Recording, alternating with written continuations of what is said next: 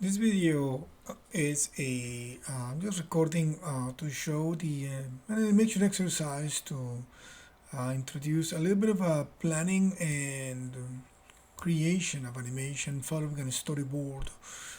Um, More as a kind of workflow and understanding of what to think about, how to do it, so that you're a bit more effective.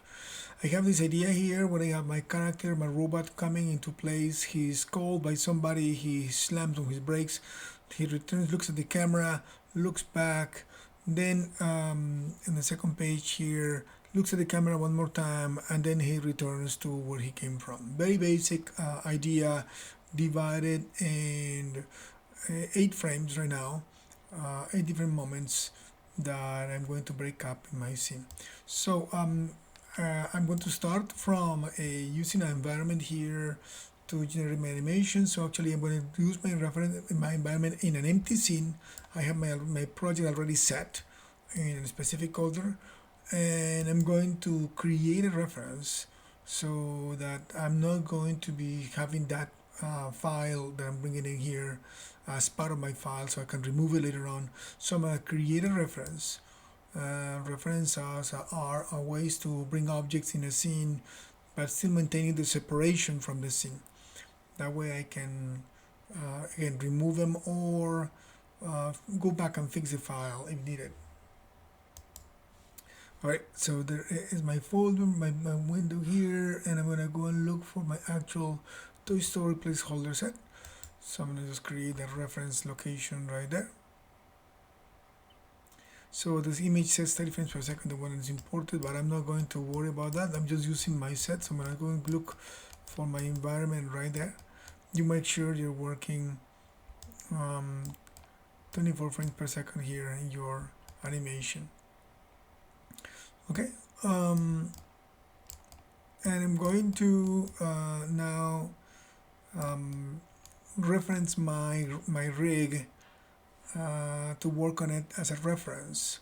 So I'm going to create a reference again, and this time around I'm going to look for my robot rig game, reference it, and it comes right there. If you don't see it on the set, it's because probably the set is below, or better, the character is below the set. So that set is a little elevated, so and I'm not changing it because I'm using it already with the placement that I have in my game.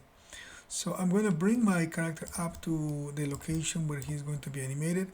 I'm going to grab his controller, make sure turn off geometry and turn off joints. That way you don't move anything by accident. Grab his main controller, which is the root, and I'm going to bring him up to this space.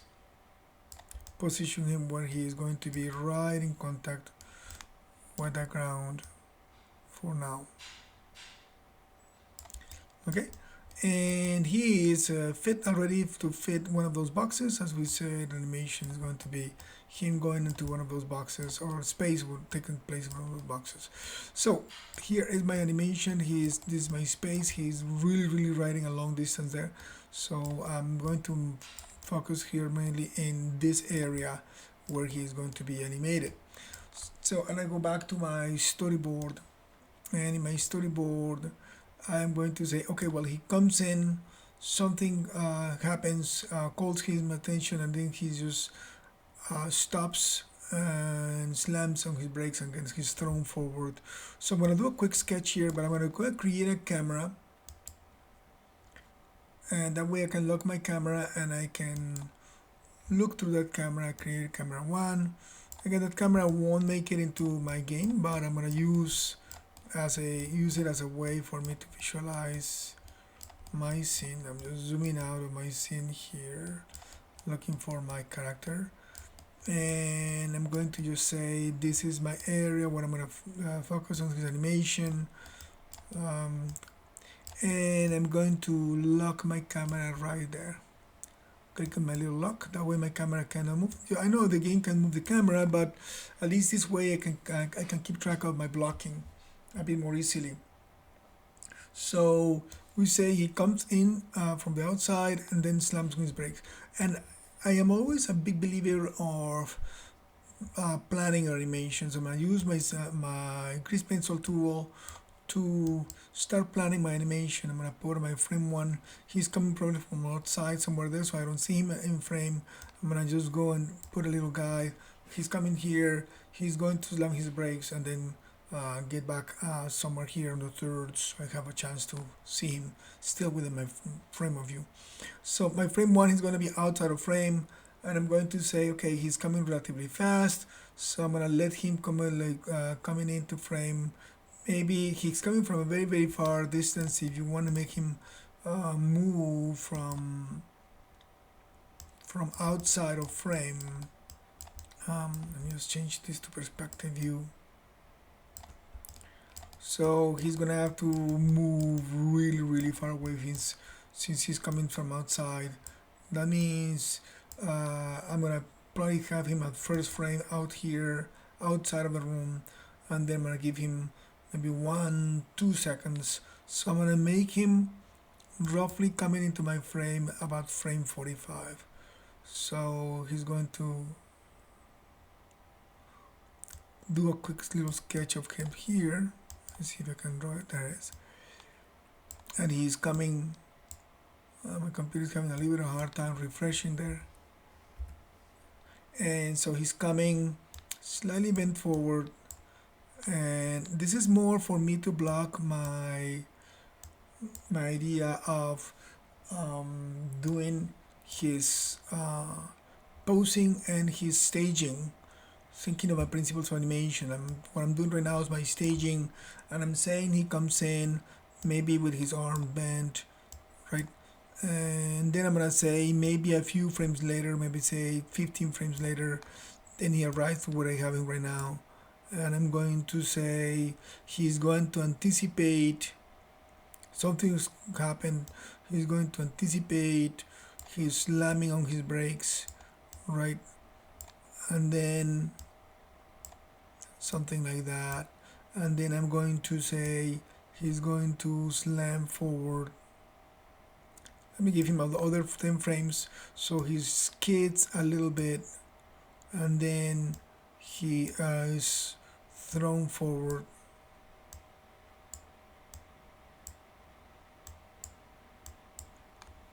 Right, so he comes in, goes forward, and then he arrives maybe here completely down.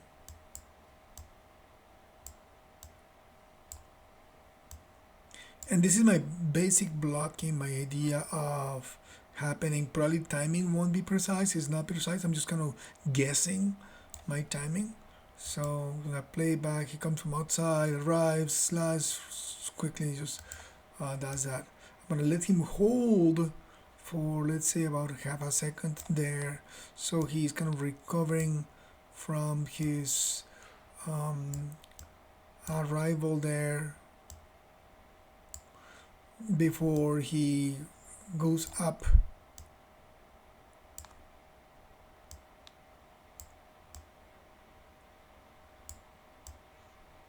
And then he maybe rotates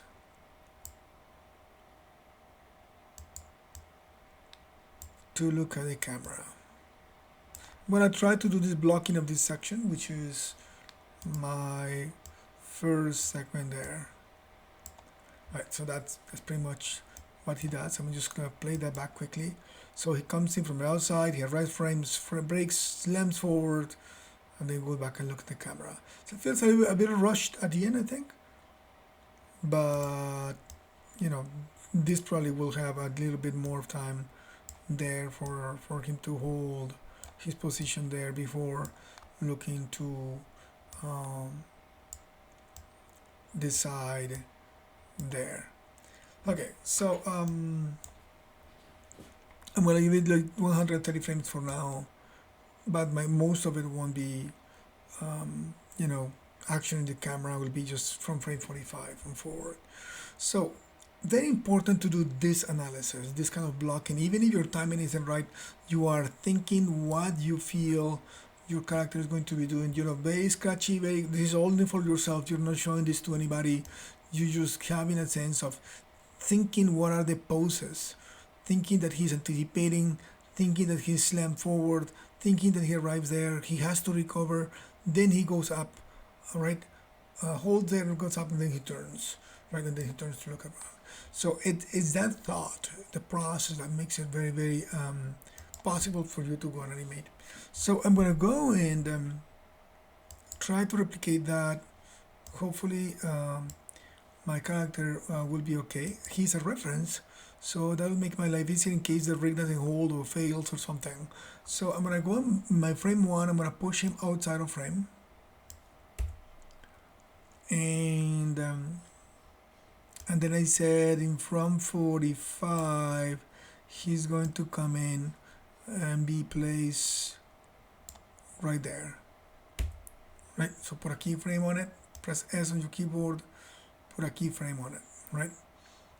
That's the same as if you are in your animation menu set, and then you say key, insert key, right, or set key, right. So I'm going to block his pose right there. Let me try to do it on the perspective view here, so I am having a better chance of doing it. I'm gonna just get him forward a little bit here, right. So keyframe that. I'm gonna just get his head maybe slightly down, slightly to the side, so I can have an interesting profile. And then I'm going to try to guess his arms. He is rotating his arm, trying to find the best staging possible. That doesn't seem to be right. I'm going to try to get his arms forward so I can get his silhouette a bit more easy to recognize. Normally I try not to bend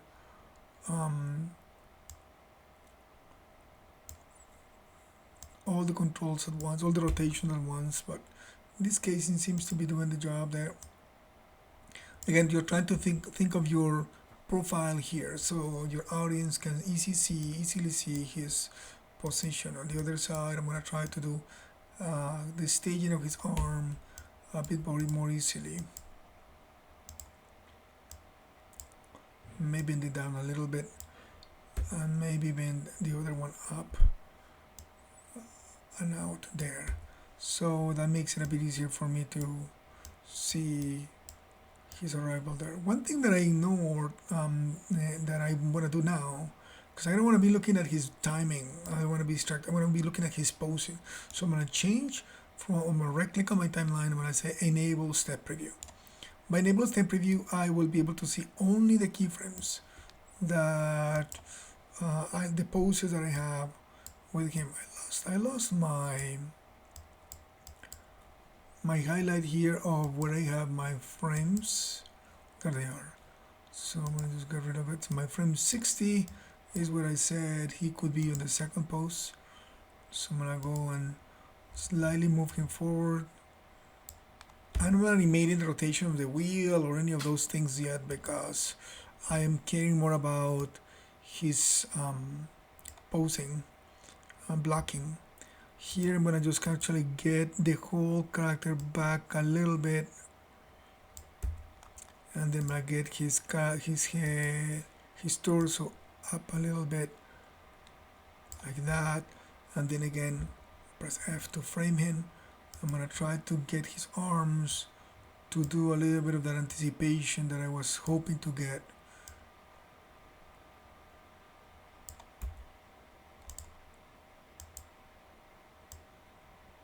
If the colors bug you, if you want to see a bit clearer, you can always say shading, use default material.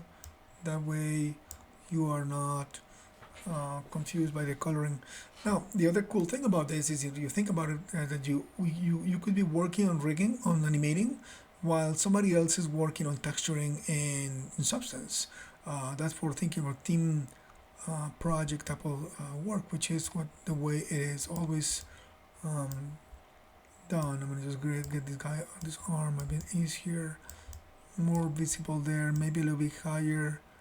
There we go, so that I can see it back there. It's kind of hard to tell because of my drawing, but I can try to go and delete the drawing. I'm gonna try to erase that drawing now.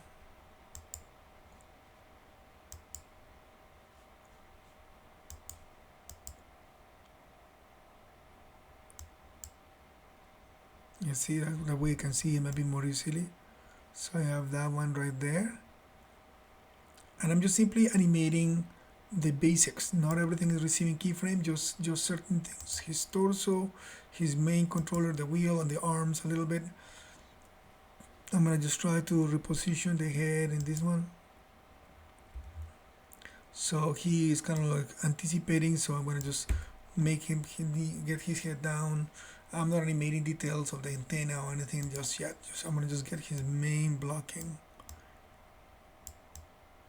Let me save my file because I have not saved my file. Save scene. I'm gonna call it blocking.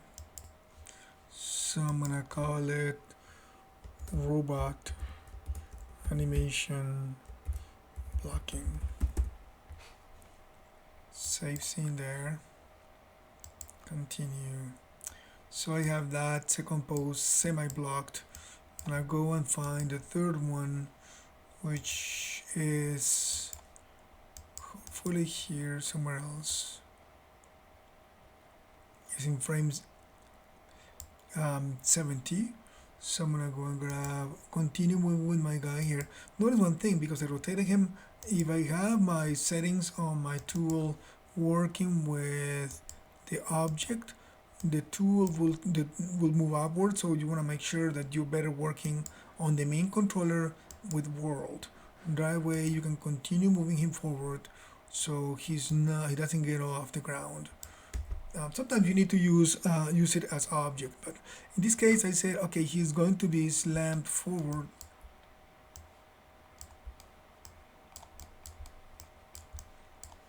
So he's going to be sent forward this way,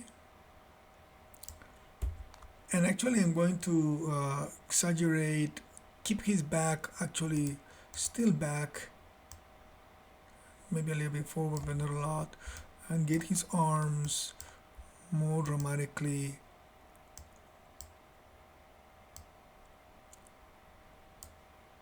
shown to the back, so I can sort of exaggerate that a little bit. No need to be too worried about it, but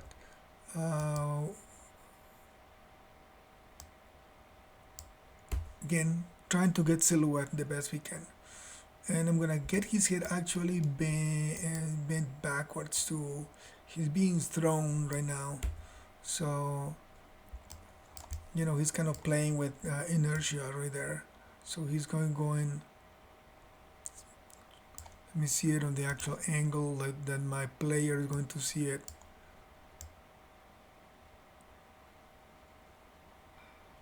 Okay, I think I could do a little bit of a better job with his arm, and our rig is not really a very good rig, so we're trying to do the best we have with the basics that we got. So he goes and does that. Let me erase that drawing right there. Oh, I made it on the wrong keyframe. The keyframe is in frame A, actually 70. I have another keyframe right there for the arm. Let me delete that one and correct it. It's in frame 70. Let's make sure. Oh, it's too much. Right there. I'm just playing with my camera angle. Right. So, and then I go to, let me just erase that drawing right there. I didn't erase this one. Let's get rid of that one. Alright, and I'm gonna go now, and my next one, he's thrown forward, right? And then he arrives there. So I'm gonna just go and do the next one, move him forward.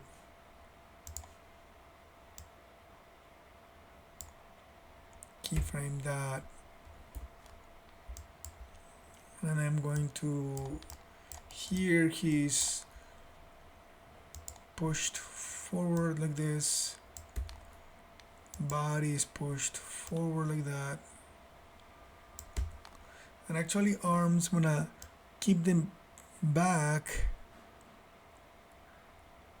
just as they are, still showing his the energy but I'm gonna push them back a little bit. Hopefully they won't flip like crazy, but I'm gonna try to get them to be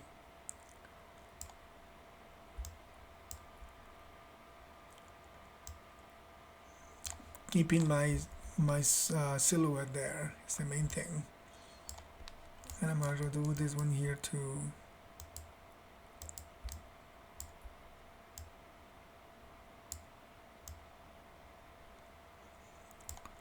Like that. And the head, actually I'm gonna let the head start swinging forward. Not all the way, but a little bit. Alright, so let me just look at it here.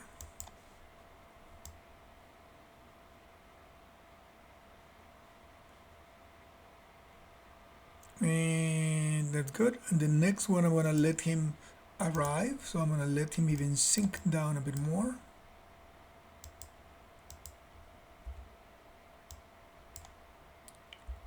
See if his waist can go a bit more, maybe, before he collides with the tire. His head goes all the way down. His arms swing down too.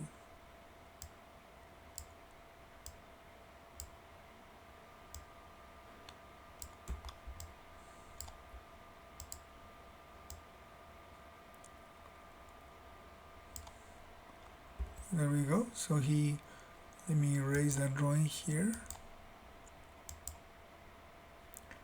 I go to the previous one and erase that one too. So I'm kind of trying to keep,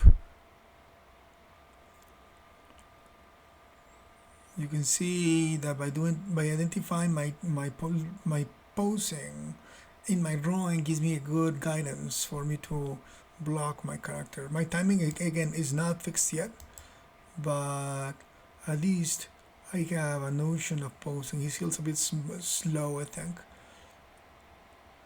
especially on this when he's swinging forward. But this is a good beginning.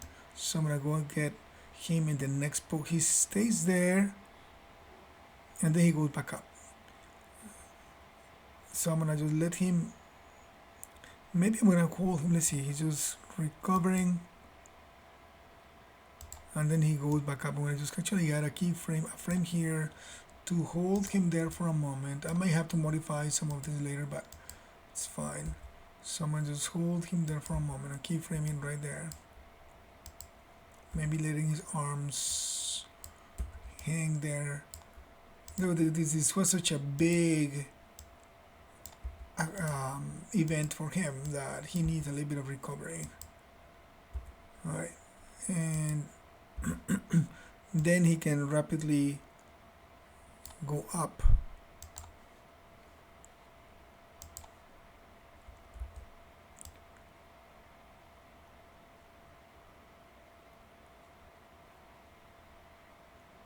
I have him going up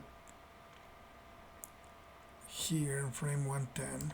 So let me try doing that. I'm going to bring up the wheel back to rotation in 0 there. I'm going to bring his body up. Right. And again, my timing there might not be right, but I'm going to try to get him there. The other one down, the other arm down. I want him kind of constrained there a little bit, still kind of recovering. Head still down.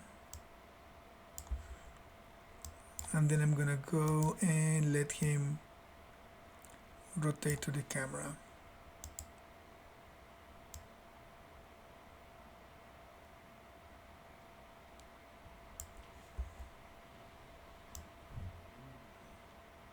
So let me just play this back.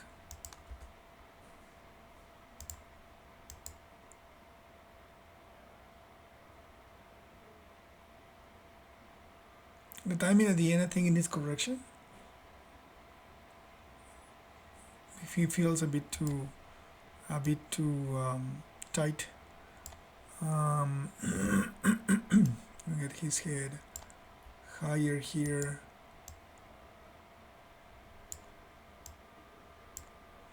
and even his back a bit higher. Okay, so let me look at it. Play back one more time.